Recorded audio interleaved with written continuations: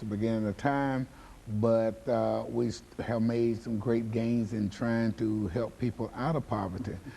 The agency in itself is a safety net. It's not so much a welfare agency because we don't give people stipends on a monthly basis. We look at a program that an individual may want to participate in, and we will give them that assistance at that particular time, and that person cannot use that program again for a 12-month period. So it is a real assistance program. I mean, there's nothing permanent about the aid that you render. There's nothing permanent about it, and then we have various programs, but an individual can come in and use each program at least once the program year.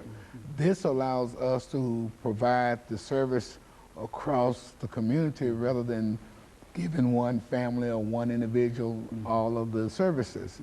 But the most amazing thing about that program or the agency, anyone can qualify for assistance of that program because it tends to pick up where an individual left off. For instance, if an individual is working like 10 years, been working 10 years, and they, for no fault of their own, break a leg, get sick, or have family problems, and they lose a portion of income, if not all the income, then they can come in and get assistance for that program, even if they were making $50,000 a year before they got injured.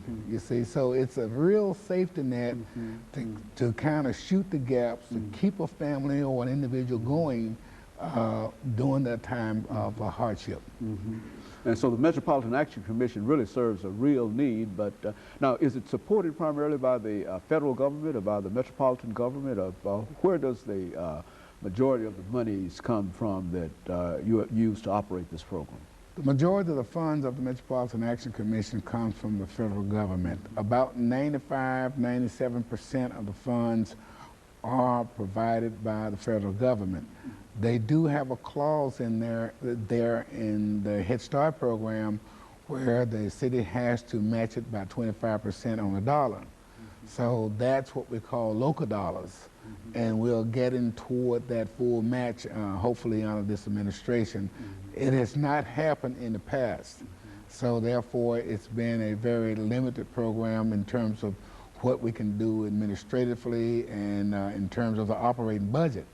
But when we get the full budget in there, I think we'll be able to provide even more services.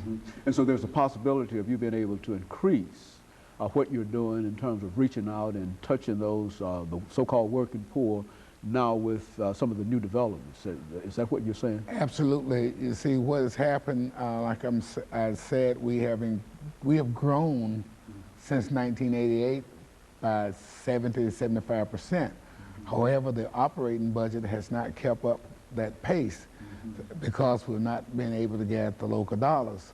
I think we have a commitment under this administration to get those local dollars, so therefore, you're right, we'll be able to buy more supplies for the students, provide more services for the needy, assist more senior citizens, and expand the program overall.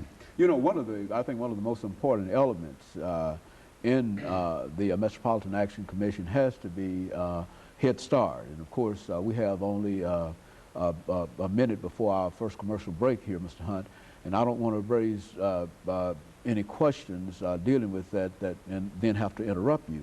But really what I think we'd like to do today in dealing with Head Start is to talk about some of your experiences and some of the things that you found dealing with the education of young children. That is to, you know, you've been involved in this a long time in Head Start, and you've been involved with Head Start and et cetera.